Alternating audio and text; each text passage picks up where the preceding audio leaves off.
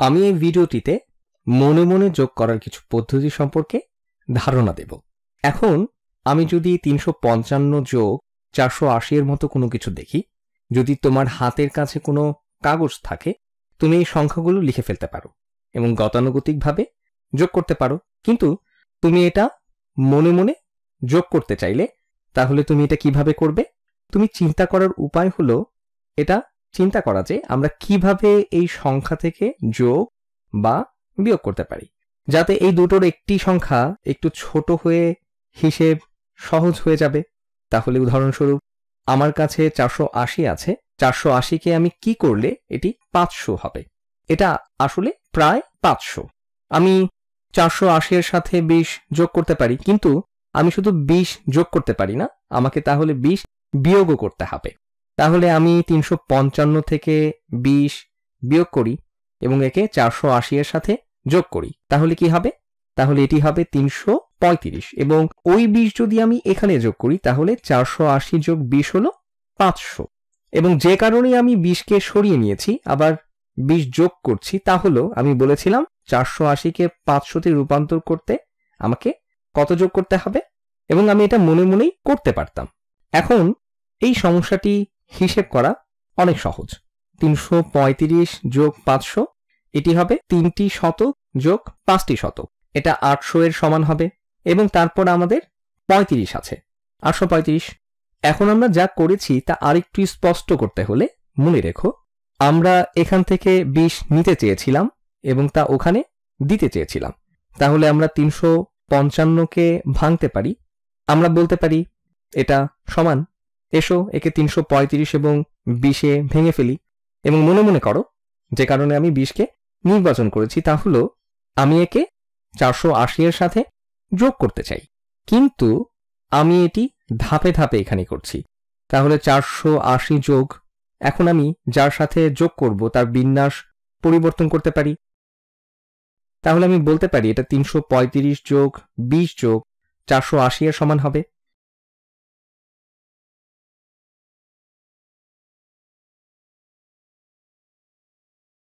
এবং 335 ও 20কে প্রথমে যোগ না করে আমি 20কে 480 এর সাথে যোগ করতে পারি। তাহলে আমি এই দুটোকে প্রথমে যোগ করব, তাহলে আমার বাকি থাকবে এটা হবে 335 যোগ 20 যোগ 480 কত? তো এটাই আসলে এটার মূল কথা ছিল। আমি 20কে নির্বাচন করেছিলাম যাতে আমি 500 পাই। 20 যোগ 480 হলো 500 এবং তারপর তুমি এদের যোগ করতে পারো, এটা হবে 835। তাহলে আমি এখানে কি করছি তা বলার একটি দীর্ঘতম উপায় হলো এটি আমি 355 থেকে 20 নিয়েছি যাতে আমি 480কে 500তে রূপান্তর করতে পারি। তাহলে এরকম আরো দুটো উদাহরণ করি এবং মনে রেখো গুরুত্বপূর্ণ বিষয় হলো চিন্তা করে বের করা যে কত যোগ করলে বা বিয়োগ করলে আমি এদের যে কোনো একটি সংখ্যাকে সহজতরভাবে করতে পারি। তাহলে এখানে আমার আছে 18 যোগ 704। দুইভাবে তুমি একে চিন্তা করতে পারো।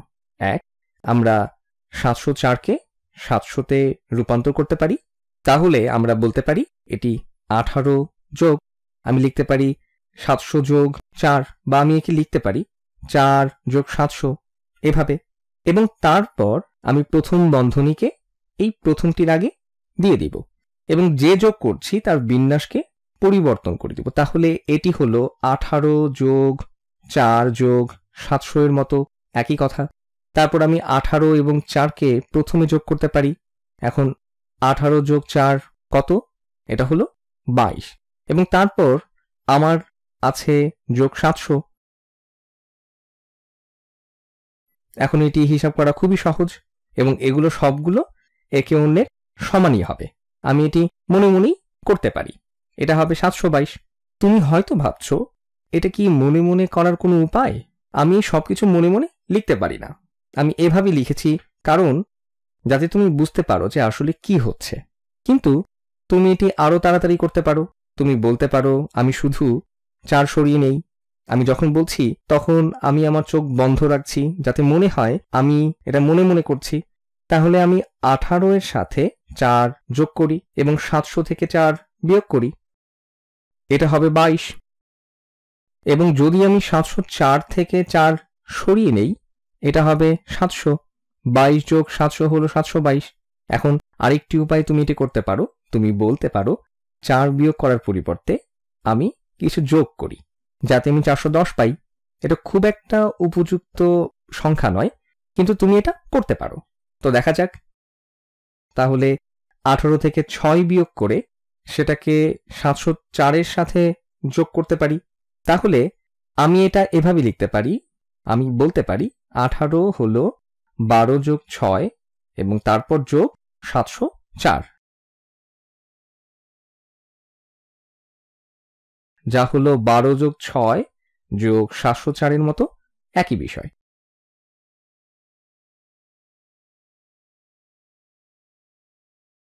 এবং তারপর আমরা এদেরকে প্রথমে যোগ করতে পারি এবং আমার থাকবে 12 যোগ 710 এবং আমি বলতে পারি ঠিক আছে, এটা 722 হবে। কিন্তু এখানের এই পদ্ধতির মতো এত সহজ মনে করা যায় না। 704 থেকে 4 নিয়ে নিলে 700-তে রূপান্তর করা এবং একে এখানে যোগ করা বরঞ্চ বেশি সহজ। আরেকটি উদাহরণ করি তাহলে। 275 যোগ 595, আমরা কি এই 595-কে 600 সমান করতে পারি? তাহলে এটা সমান হবে। তাহলে আমি যদি 595-এর সাথে 5 যোগ করি আমি 600 পাবো। আমি এটা একই রং দিয়ে করি। তাহলে আমি 600 পাওয়ার জন্য এর সাথে 5 যোগ করব। আমার রং পরিবর্তন করতে সমস্যা হচ্ছে। তাহলে 600। কিন্তু আমি শুধু 5 যোগ করতে পারি না, আমাকে এখান থেকে 5 বিয়োগও করতে হবে। তাহলে এখান থেকে 5 বিয়োগ করলে এটি হবে 270। তাহলে এটি হবে 270 যোগ 600 এবং এটা আমার জন্য মনে রাখা সহজ। এটা হবে 2 শতক যোগ 6 শতক, যা 8 শতকের সমান। আমার আছে 7টি 10 যোগ 0 10, তাহলে 800 এবং আমার কোনো একক নেই, 870। এখন অন্য উপায়ে তুমি এটি করতে পারো। তাহলে 275-কে 300-তে রূপান্তর করার চেষ্টা করতে পারো। তাহলে এটাকে 300 বানাই এবং এখানে যেতে আমি শুধু 25 যোগ করছি। কিন্তু যদি আমি এই সংখ্যায় 25 যোগ করি, আমাকে এই সংখ্যা থেকে 25 বিয়োগ করতে হবে। তাহলে আমি এখান থেকে 25 বিয়োগ করতে পারি। তাহলে আমি পাবো 300 যোগ 95 বিয়োগ 25, যা হবে 70। তাহলে এটা হবে 570 এবং এটাও হিসাব করা সহজ। 300 যোগ 570 হলো 870। এটি করার আরো অনেক উপায় আছে, কাগজে লিখেও এটা তুমি বিভিন্নভাবে চিন্তা করতে পারো। কিন্তু আশা করি এই পদ্ধতিটি মনে মনে করলে তোমার যোগ করার ক্ষেত্রে অনেক সহায়ক হবে।